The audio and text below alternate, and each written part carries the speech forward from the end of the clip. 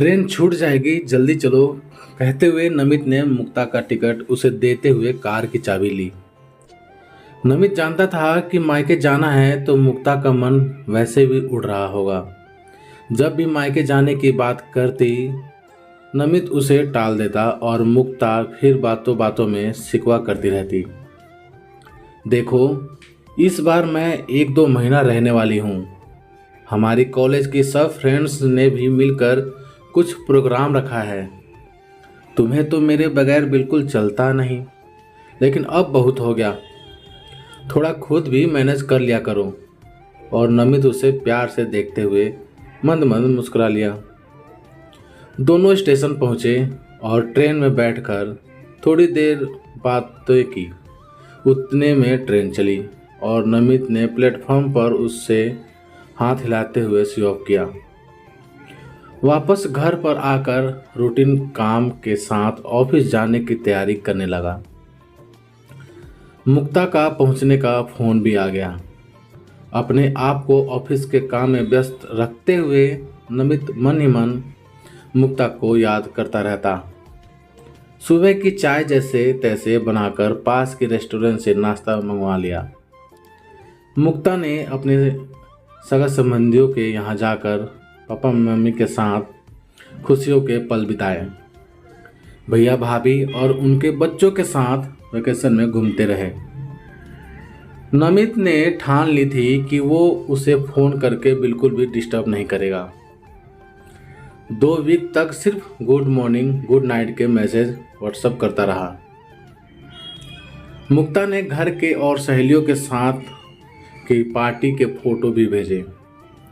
फिर एक शाम को मुक्ता माँ के साथ बैठी थी। मम्मी, मैं बाहर गई तभी नमित का फ़ोन आया था। हाँ, मेरे साथ तो काफ़ी देर बात हुई और तुम्हारे पापा के साथ भी बिजनेस की और क्रिकेट की बात करते बहुत मज़ा आया।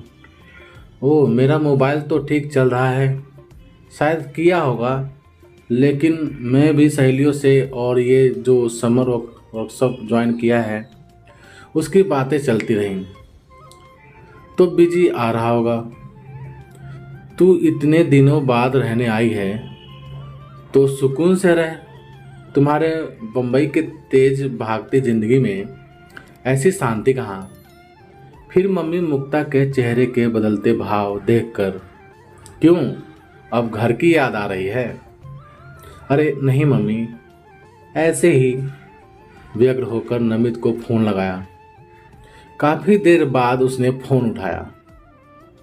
क्यों इतनी देर लगी? ओह, इतना बिजी रहता हूँ। अभी नई कंपनी के साथ कोलैबोरेशन होने जा रहा है तो बॉस ने काफ़ी जिम्मेदारियाँ मुझ पर छोड़ी हैं। बिल्कुल सही समय नहीं मिलता। और जनरल बात करके बाद में बात करते हैं, कहा। और 1 वीक गुजर गया। अब मुक्ता को पल पल इतनी बेचैनी होने लगी कि बार बार मोबाइल चेक करती रहती, कहीं उसका मिस कॉल आया हो तो। मुक्ता ने अपने भाई से इसी रविवार को वापस मुंबई का रिजर्वेशन कंफर्म करवाने को बोला। सबको एकदम हैरत हुई और रह जाने के लिए कहा, लेकिन मुक्ता ने वापस आऊँगी कहा और सामान पैक करने लगी। नमित को अचानक पहुंचकर सरप्राइज दूंगी सोचकर ट्रेन में कितने ही विचारों से बहलाती रही। रविवार का दिन था तो ट्रैफिक भी कम था।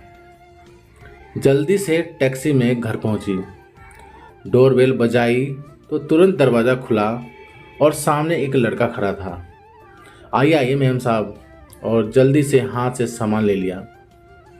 मुक्ता अंदर जाकर देखती है तो सोफे पे आराम से पैर फैलाए नमित बैठा था और सामने टीवी पर मैच देख रहा था।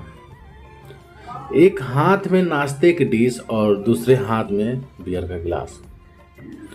मुक्ता को देख, अरे क्यों इतना जल्दी आने का प्रोग्राम बना लिया? ये लड़का जो मिल गया है क्या फर्स्ट क्लास काम करता है और मेरी हर एक चीज़ और समय का ध्यान रखता है। और उसकी तारीफों के पुल बांध दिए। वो लड़का मुक्ता के लिए पानी के गिलास के साथ में फटाफट शरबत बनाकर लाया। साहब, आपके दोस्तों के लिए शाम की पार्टी में क्या बनाना है वो भी बोल दीजिए। मैं आपके स्त्री के कपड़े आए हैं, वो अलमारी में रख कर आता हूँ।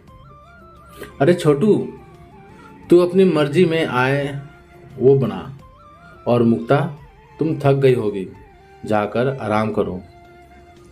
लेकिन मुक्ता गुस्से में बड़बड़ाती हुई किचन में गई। पता नहीं ये छोटू ने मेरे किचन की क्या हालत की होगी, लेकिन देखती है तो किचन एकदम क्लीन, सब चीज़ें अपनी जगह पर, और एक कोने में कांच के बाउल में पानी भरकर तैरते हुए फूल, रूम स्प्रे से महकता कमरा, और वापस मुड़कर गुस्से से, चले छोटू बाहर निकल, कोई ज़रूरत नहीं तेरी, कुछ काम आता नहीं तुझे, देख ये ऐसे रखते हैं वगैरह। नमित चुपचाप सुनता रहा। बाहर दरवाजे पर छोटू को, कल तो तेरा हिसाब ले जाना, कहते दरवाज़ा बंद कर दिया। क्या हुआ, क्यों इतना गुस्सा हो रही हो, कहते नमित ने मुक्ता को बाहों में भर लिया। आंखों में भरे भरे आंसुओं के साथ मुक्ता उससे लिपट गई। क्यों, अब तुम्हें ये छोटू संभालेगा? मैं मर गई हूँ क्या? मेरे तुम्हारे बीच में कोई नहीं चाहिए। और नमित हंसते हुए, तुम्हारे जल्दी आने की खबर मम्मी ने दे दी थी, तो मैं चाय की लौरी पर से इसको एक्टिंग करने के लिए ले आया। बाकी कल अगर तुम किचन देखती तो सच में गुस्सा होती। इतना कहकर दोनों हंस पड़े। तो प्यारे दोस्तों, आप सभी को ये कहानी कैसी लगी प्लीज़ कमेंट करके हमें ज़रूर बताएं। यदि कहानी आप सभी को पसंद आई हो तो लाइक करें, शेयर करें, और चैनल पर नए हों तो प्लीज़ चैनल को सब्सक्राइब भी ज़रूर करें। चलिए दोस्तों, मिलते हैं आप सभी से एक और नई कहानी के साथ। तब तक ले जय हिंद, वंदे मातरम।